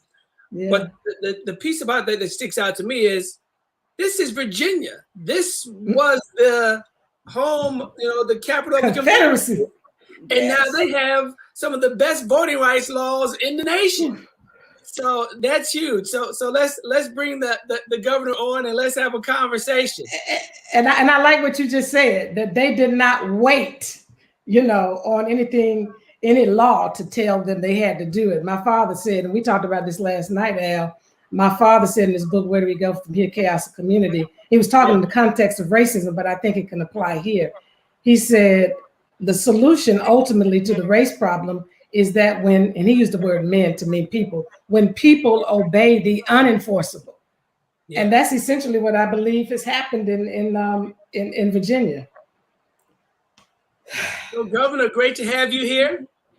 Wow, Mr. Vivian and Dr. King, thank you so much. It's an honor, truly an honor and a privilege to be with you all tonight. And Dr. King, just a quick story. I'm a member of a small church in very rural part of Virginia over on the Eastern Shore, but First Baptist Capeville.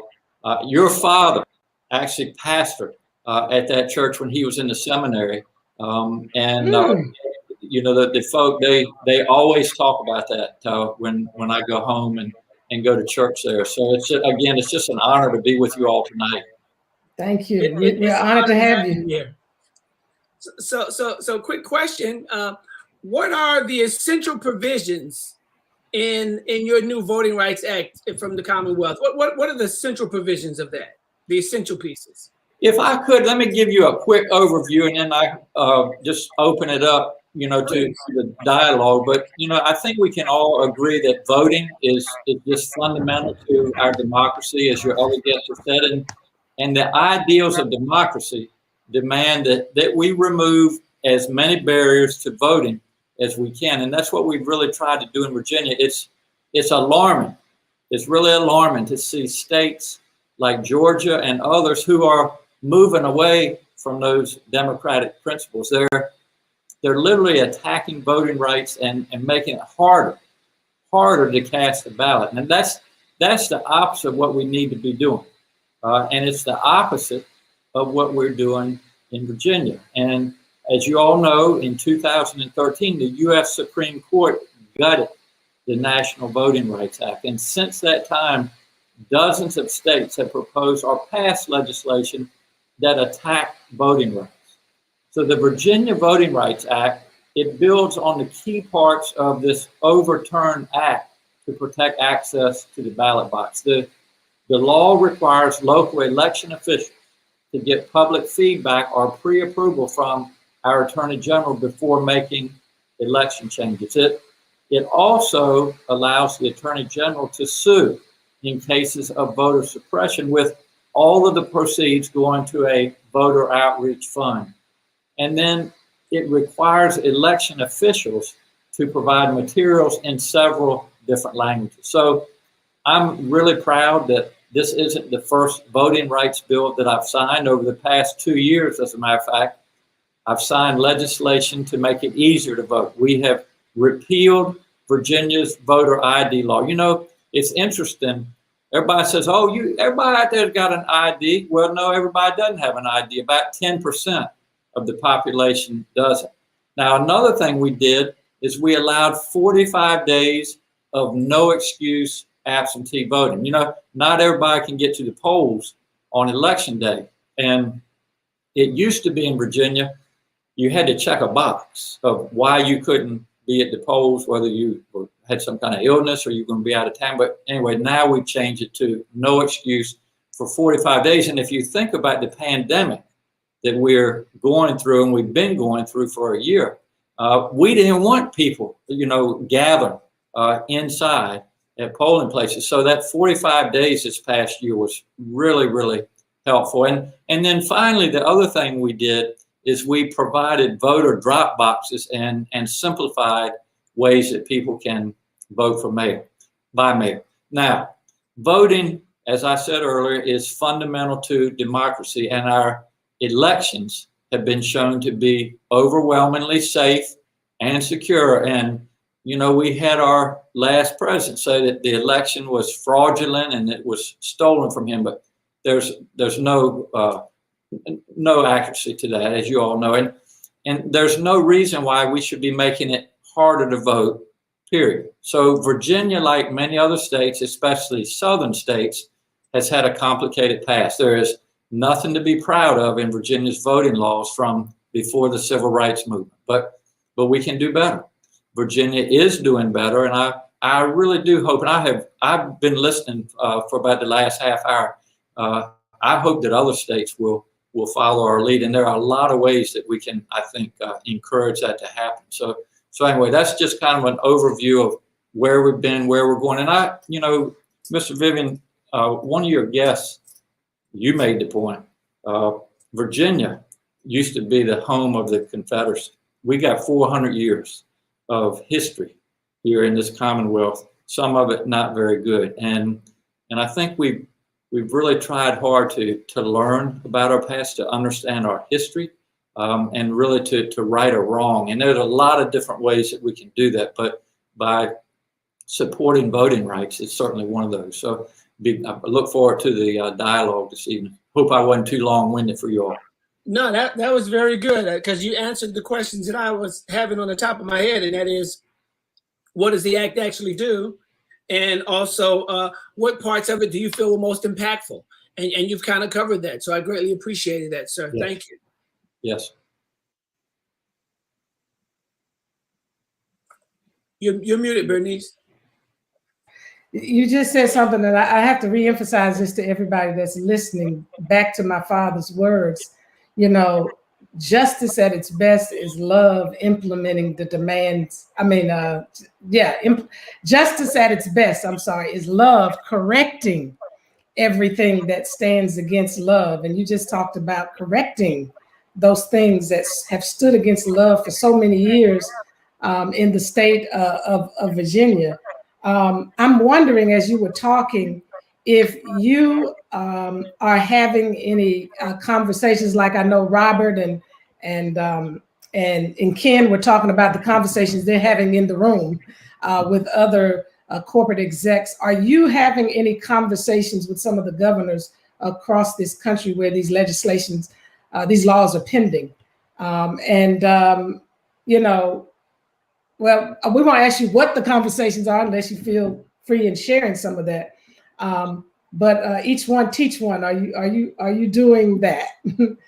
Yeah, you know, it's been interesting during this pandemic. We actually meet all the governors, those that can take the time out once a week and discuss a lot of different things. It's obviously mainly been centered around COVID-19, but you know, you hate to get too much into politics, but it's really a Republican versus a Democratic issue right now, and it's unfortunate that politics has become that polarized. We obviously see it in voting. We've seen it during the pandemic, and just to give you a little bit of history, I was in the Senate of Virginia for 6 years, and then I was lieutenant governor for 4, and I used to sit on privileges and elections, and I've always believed, and my Democratic colleagues have as well, that we should make it less cumbersome to vote, not more difficult. And every time we try to, introduce legislation like no excuse absentee voting, especially when we were in the minority in the Democratic Party, that just they wouldn't hear anything to do with it. And it's really, if you look at the big picture, it's really about folks that don't want to lose their parking spot. That's the way I kind of describe it. And so there are a whole lot of ways that, I think we can overcome this. First of all, we need to continue, just like President Obama said all the time, to vote. People need to vote. Number one, we need to do everything we can to register individuals to vote. And while we have a lot of elections in Virginia, and I'm sure they do in other states, we can't sit on the sidelines. And your previous guest, I'm a business owner. I'm actually a physician by trade. And I've got about 9 months left of this term. And in Virginia, governors can only have 1 term. So I plan to go back to practice medicine. I'm a pediatric neurologist. But anyway, the business community has, I think, a lot more power than sometimes we give them credit for. And when businesses speak and say to a legislature or a governor that, we want to be in a state that is inclusive. We want to be in a state that embraces diversity, that welcomes people to their state. And if you're not interested in that, then we're going to choose to do business elsewhere. And money can talk sometimes. And you just saw that happen with Major League Baseball. And I commend them for saying, we're not having any of this in the state of Georgia. We're moving to All-Star game. And I believe I saw a number just recently that equates to about $100 million. Well, yes. States, Dr. King, we have budgets. And when you take $100 million, off the bottom line, that is significant. And so I think there's really an opportunity for the business community to speak up. And We've seen this with equality issues in some states. We've seen it with gun issues. Last year we passed 7 pieces of what I call common sense gun legislation. So, people, and especially businesses, CEOs, boards, they're not going to tolerate but so much of that. And so I think there's a lot of power there. And hopefully, to your point, I think other states will follow suit and said if people are going to choose not to build their business here or start a business, then we need to rethink this. So do you think there are any of those 40, I guess I would say 45 states, because you're 40, well, they didn't introduce any in your state. So do you think any of the 46 states or 45 that are remaining will potentially follow some of the lead that you've established? I'm not, and I'm sorry I didn't get this number, but how many of those states are actually run by Democratic governors and have majorities? Yeah, no, that's a great question. And off the top of my head, I don't know exactly how many Democratic states versus Republican, but the Democratic states, I think, will move toward voting rights to encourage people to vote. I tell you, we just had the opportunity, something that history-wise, nobody in Virginia should be proud of, but Virginia had the highest number of executions in our history. And I just signed legislation about 2 weeks ago that repealed our death penalty in Virginia. Oh, wow. And so I really think that, I made the point then that this is something that shouldn't be, it shouldn't exist in this country. It's inhumane, it's disproportionate, as you all know. And it needs to stop. And so, I think that other states do pay attention. And let me give you one last example. Virginia right now is the #1 state in the country in which to do business. Well, there's a reason for that. It didn't happen in a vacuum. And states compete with each other. And so, to the answer to your question, when you have other states that are looking at states like Virginia and say, what's going on in Virginia that they're the #1 state for business, that businesses want to come? Well, it's because we welcome people to Virginia and they don't want to be on the sidelines. So I think they will follow in line with us. So I was just told there are 23 states with Democratic governors and 27 states with Republican governors. That's accurate. I didn't want to say, because if I was 1 or 2 off, someone said, well, he wasn't right there. So I'm glad you. Well, and people need to know that, because if the laws have been introduced all over the country effectively, except for 3 states. Yeah. That means there's hope in some other states. That's why I wanted to point that out to people. But now, what is your message around HR 1, HR 4 in light of all of this? Well, I certainly think that it would be nice at the federal level if legislation were introduced and passed to support voting rights. But for so long, Dr. King, we couldn't rely on what was going on in Washington. Couldn't rely on it. Certainly during COVID-19, all the governors were on their own. So we've taken things in our own hands in Virginia, and I suspect other states will as needed. But it'd be great to get some direction from the federal level. Again, this country, our democracy, the foundation of our democracy is voting, and we should be encouraging people to exercise that right. I mean, I served in the military for 8 years active duty, total of 11. People have risked their lives. Civil rights leaders have risked and lost their lives for the right to vote, to support our democracy. And we should be singing that, from the mountaintops and making sure people exercise their right and that we make it as least cumbersome as we can. So I have one more question, because I think that's all we have the time for. First off, thank you for your service. I served as well for 8 years active duty. All right. U.S. Army. I don't know what branch you were, but whatever branch, it's a great branch. I was in the Army. Great man. Thank you so much.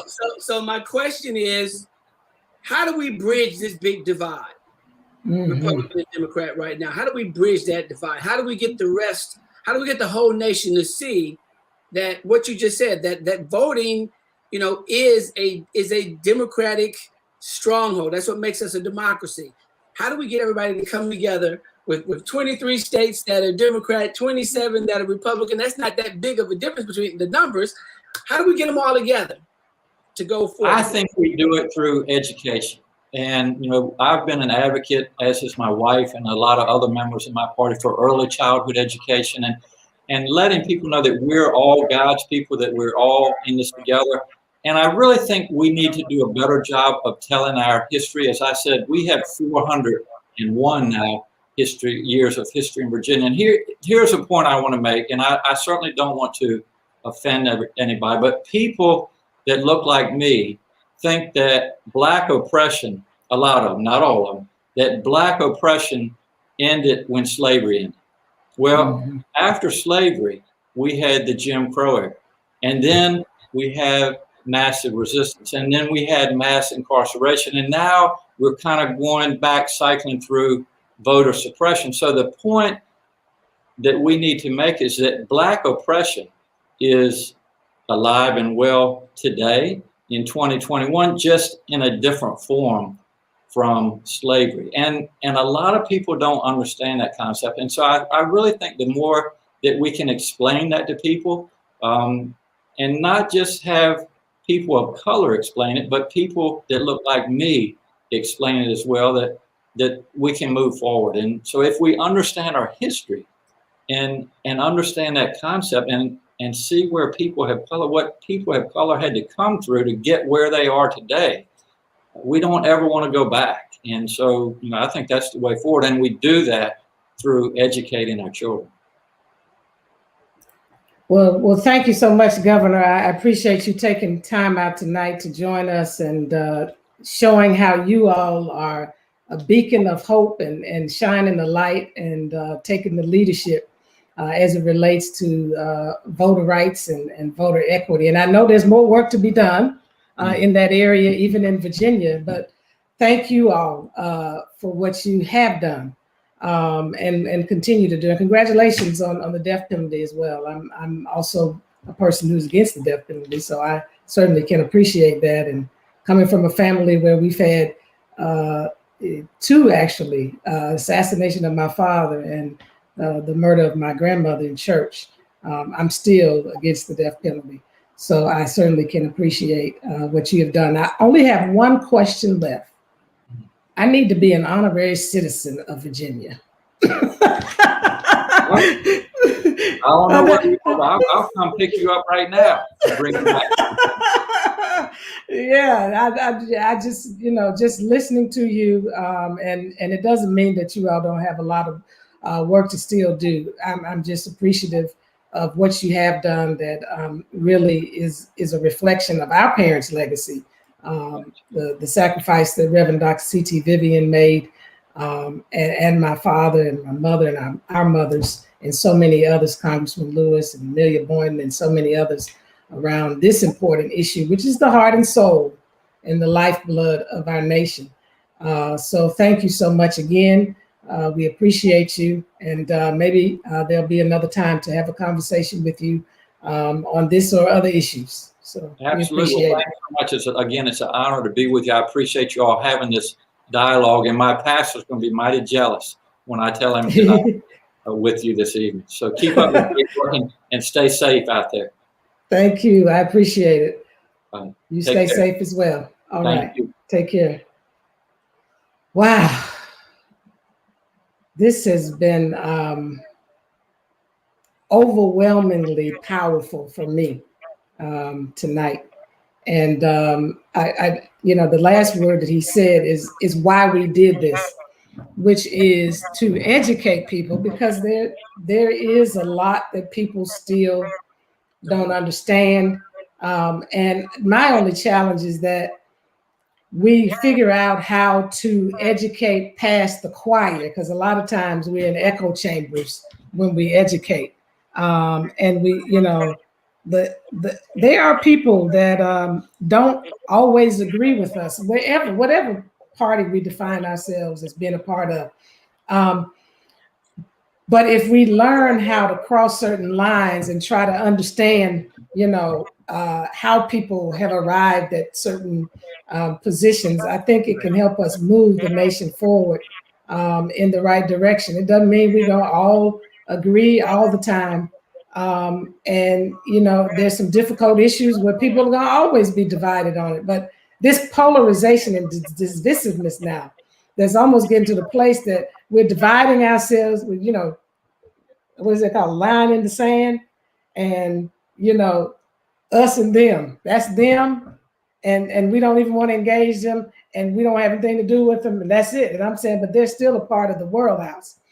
And, Daddy talked about how do we win over people's understanding and friendship in this process, because we have to create this beloved community, because if not, nonviolence or non-existence. That's where we're headed, unfortunately, if we don't. So I don't know for you, I heard so much tonight, and I wish we had more time to delve into these things. But yeah, we got a lot of work to do. We do. What I really loved is through every segment we got stuff that was needed. We got from that first segment, what does the bill, what does this law do, and what does HR 1 and HR 4 really do, and why they're needed. We then got, that if we're working together across our differences and we stop, people who are trying to punish people, Trumpicans, and we go with real people that follow what the Republican Party's values had been, and get that in line with what the values of what the Democratic Party values really are, and we start really working on democracy and making sure everybody has a right to vote, then even if one party doesn't win, the other party doesn't win, at least we can know we got fair elections. And then we got the business community talking about, hey, we're in the room.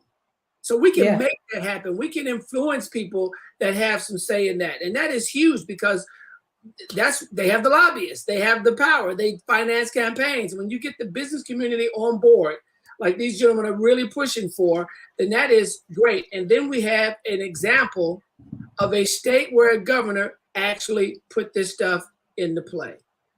If we can get everybody on board, I mean, everything we saw is what we need to do, where we need to be. It's got a lot of work, as you said, a lot of work to do. And if we put that first, if we put the guiding principles that we say we believe in as a nation, there's nothing we cannot do if we're working together. You're exactly right. And it's an all hands on deck moment. It's an all hands on deck moment. And this is an effort to put justice in business.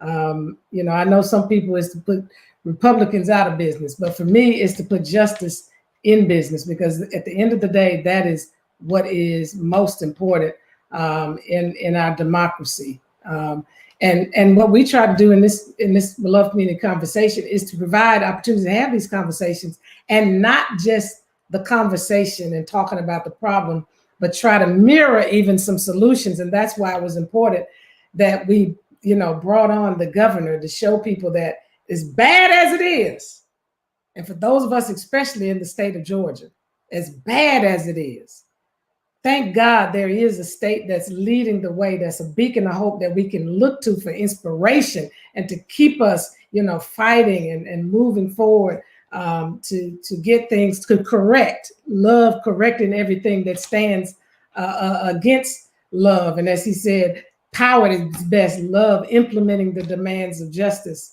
And so I'm just grateful that we had this opportunity. It was all timing too. We had to do it when we did it tonight, because this legislation was just signed into law by Governor Northam. So it was just perfect. So I say that to end tonight with so many of you who've been listening. I hope you have been educated, enlightened, inspired, and really moved to action. As Nakima stressed to us, along with Latasha, it's an emergency as it relates to HR 1 and HR 4. We have to put the pressure on where we can with the elected officials in our particular jurisdiction. If, as they said, if you if your elected officials, like those of us in the 5th Congressional District, we know Nakima's supports those 2 pieces of legislation, and we know that Senator Warnock and we know that Senator Ossoff support those pieces of legislation. But there are organizations that are doing work across the country in all of these districts, even in these rural towns. We didn't get a chance to talk to Latasha about that, the work that she's doing through Black Voters Matters in some of these rural communities to gain greater understanding with people across the board. This is not just a voter suppression issue around Black and brown. This is voter suppression, period, that we're talking about. And yes, we want voter integrity and we want voter access. But we cannot compromise. We cannot compromise the access in this.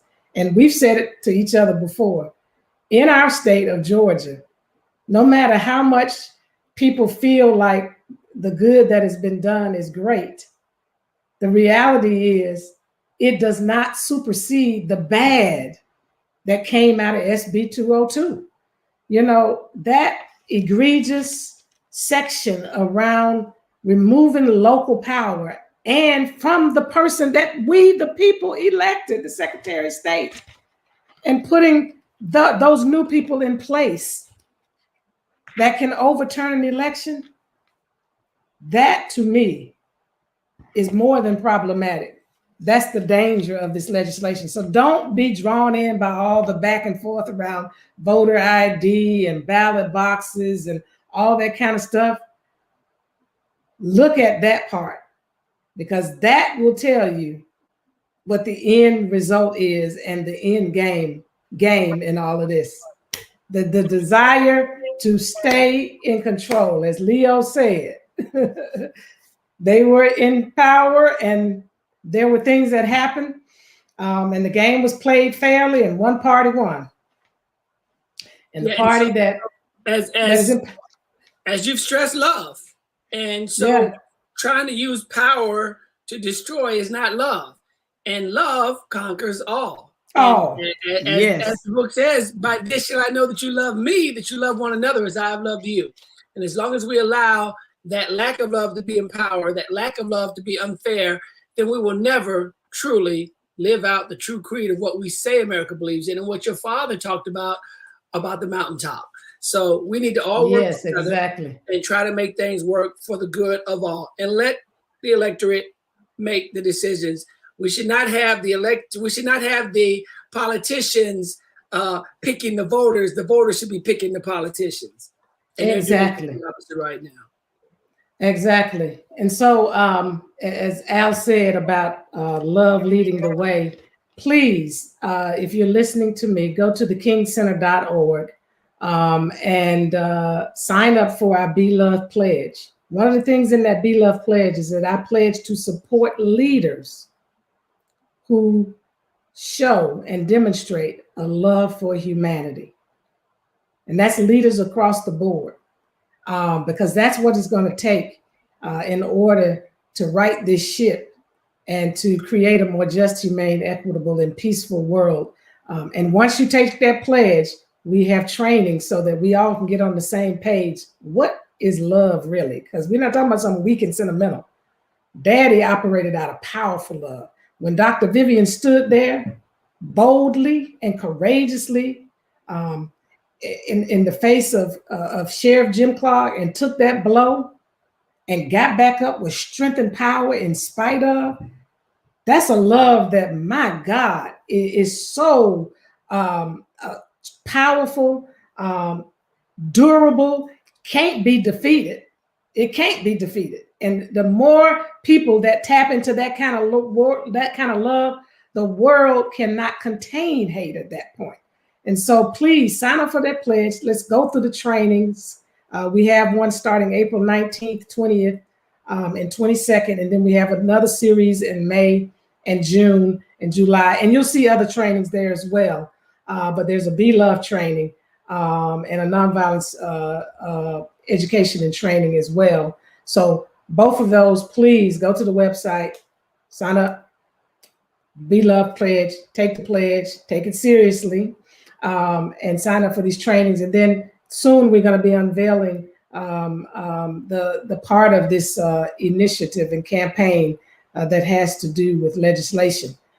So please join us. But I want to close with something that my father said on March 25th as I started, with his words that he said on March 25th. I want to close with the words that he ended with.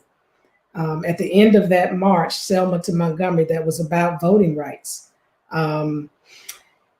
He said, however difficult the moment, however frustrating the hour, it will not be long, because truth crushed to the earth will rise again. How long? Not long, because no lie can live forever. How long? Not long, because you shall reap what you sow. How long? Not long, because truth forever on the scaffold, wrong forever on the throne. Yet that scaffold sways the future, and behind the dim unknown standeth God within the shadow, keeping watch above his own. How long? Not long, because the moral arc of the universe is long, but it bends towards justice. And we are a part of that bending towards justice. Thank you, Al, for co-hosting this with me tonight, my friend and my brother. Thank all of our participants in this conversation who helped to enlighten us and educate us and inspire us. And thank you for taking out 2 hours of your schedule tonight to join us in this conversation. And as I say to most people, the dream lives and the legacy continues. And so let's continue the movement for justice. God bless you and have a safe and wonderful night.